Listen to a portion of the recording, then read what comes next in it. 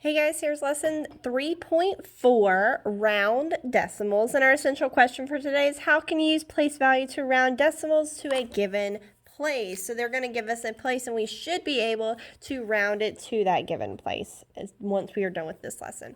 And this is going to be hopefully very easy now that we've been doing our math moves in the morning, so we're able to understand it a little bit easier. And this is just a bigger lesson on how to actually round decimals. So the first part says the gold frog of South America is one of the smallest frogs in the world. It has 386 thousandths of an it is 386 thousandths of an inch long. What is the length rounded to the nearest hundredth of an inch? So I'm going to circle that it's 386 thousandths of an inch long, and then underline my question. What is this length rounded to the nearest hundredth of an inch? I'm going to circle the word rounded so I know that I'm going to be rounding at some points, and I'm also going to circle the words nearest hundredth because then that tells me what place value we are actually rounding to. So one way we can do this is to use a place value chart, which is helpful, but sometimes they're not always going to have that place value chart available for you, so it's good to know how to use it, but it might not always be accessible to you. So the first part says write the number in the place value chart and circle the digit in the place value to which you want to round. Well, remember, what Ms. Ostendorf normally does is I underline the place value that we're rounding to. So in this case, we're rounding to the nearest hundredth. So they've already written it right here for us. So we're going to underline our hundredths place. I'm going to underline my hundredths place. And then it says in the place value chart, underline the digit to the right of the place where you are rounding. So that I actually put an arrow next to it. This is what tells us what to do. So my 6 tells my 8 what to do in this case. If the digit to the right is less than 5, just like regular rounding, the digit in the place value in which you are rounding stays the same. If the digit to the right is 5 or greater, the digit rounding increases by 1. Drop the digits after the place where you are rounding. So my 6 makes my 8 go up to a 9, so I'm going to rewrite it as a 9. Everything in front of that number stays the same. So the 3 stays the same, my decimal stays the same, and my 0 stays the same. And the digits after it, you can just drop or either turn them into a 0. This number and this number are exactly the same thing. They are equivalent. So you can add a 0 at the end or you can just drop it at the end. So the nearest hundredth of an inch, a gold frog is about 30 and 39 hundredths of an inch long. I'm just going to make it short and sweet like that. So another way is to use place value. The little grass frog is the smallest frog in North America. It is 437 thousandths of an inch long. What is the length of the frog to the nearest hundredth of an inch?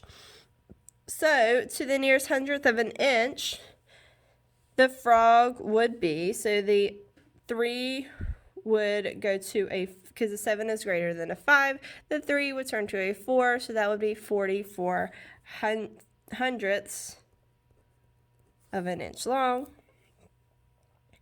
What is it to the nearest tenth? You do the same thing. Underline my tenths place. My 3 tells my 4 to stay the same, so it would be 4/10 of an inch long. Same concept, but and this is really the way I've been showing y'all how to do this. This is just another way to see it in a different way. Same result, you're getting the same process, but you're just seeing it in a different way. All right, the next one says, the Goliath frog, so we're on the back of page 118, the Goliath frog is the largest frog in the world. It is found in the country of Cameroon in West Africa. The Goliath frog can grow to be 11 and 815 thousandths inches long. How long is the Goliath frog to the nearest inch? So I'm going to underline the question, how long is the Goliath frog to the nearest inch? This is talking about a whole number. I'm going to write the word whole number. It's not giving me a decimal place to be rounding it to. It's giving me, they're wanting it to the nearest inch. So I'm going to write my number. I have 1 in the tens place, a 1 in the ones place. I have an 8 in the hundredths or in the tenths place. I have a 1 in the hundredths place and a 5 in the thousandths place. And it says find the place where you want to round, circle the digit. Well, remember, we're rounding to the nearest or the closest inch. So that's going to be my ones place. I'm going to put a line under my ones place. And then we are going to look at the place to the right of that digit. So here's the place to the right. So now what is the 8 going to tell the 1 to do? Well, it's going to tell it to go up because it's 5 or more, let it soar, 4 or less, let it rest. So my 8 tells my 1 to go up. So my 1 turns into a 2. My 1 in front of it stays the same. And then everything behind it turns to zeros, which this is the same thing as 12. So it is about 12 inches long. That would be it to the nearest inch is 12 inches. All right, now we're moving on to the next part that says try this. They're wanting you to round 14 and 603 thousandths to the nearest hundredth. So I'm going to put it in my boxes for them. All right, so I'm going to circle nearest hundredth, and I'm going to underline my hundredths place. The 3 tells the 0 to stay the same because it's not 5 or more, so it's going to stay the same. So my 0 stays the same, my 6 stays the same. I'm going to put down my decimal point. My 4 is the same, my 1 is the same, and my 3, I'm just going to drop it. Okay, the next one says to the nearest whole number. So the nearest whole number is always going to be your ones place. So I'm going to rewrite, oh wait, we're on rewrite in the box, sorry. 1, a 4, a 6, 0, 3. My whole number, remember, it's going to be my ones place, so I'm going to underline my 4. My 6, what is my 6 going to tell my 4 to do? It's going to tell it to go up. So my 4 turns to a 5. Everything in front of it stays the same, and then I drop everything behind it. So it ends up being 15. All right, now we're going to go ahead and move on to the portion where you are going to be working some problems on your own. We're going to do a couple more of these together, and then I'm going to let you roll on your own. So let's see the directions first. It says write the place value of the underlined digit. So that's the first thing we're going to do. Then round each number of the place value to the underlined digit. So that's the second thing. So each of these things you're doing 2 things to. The first thing they're wanting you to do is tell what the value of the underlined digit is, and then round each number to that place.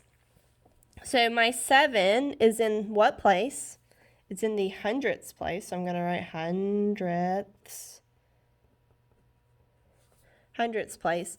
And then I know I'm going to be rounding to that hundredths place. It's already underlined. So the 3 tells my 7 to do what? Stay the same. So my 7 stays the same, my 6 stays the same, decimal and 0, and then I drop everything behind it. So I rounded it to the hundredths place, and it was 67 hundredths. So let's do one more together. We have 4 and 282 thousandths. I know that my 2, this underlined 2 is in what place? It's in the tenths place. And now I'm going to round it to that place. My 8 tells my 2 to do what? It tells it to go up, so my 2 turns to a 3. Everything in front of it stays the same, and then I drop everything behind it. So it would be 4 and 3/10. Okay, so I want you to circle 3, 4, 5, 6. Actually, let's do number 4 together. This one, it says name the place value in which each number was rounded. So all you're doing is telling what place was it rounded to.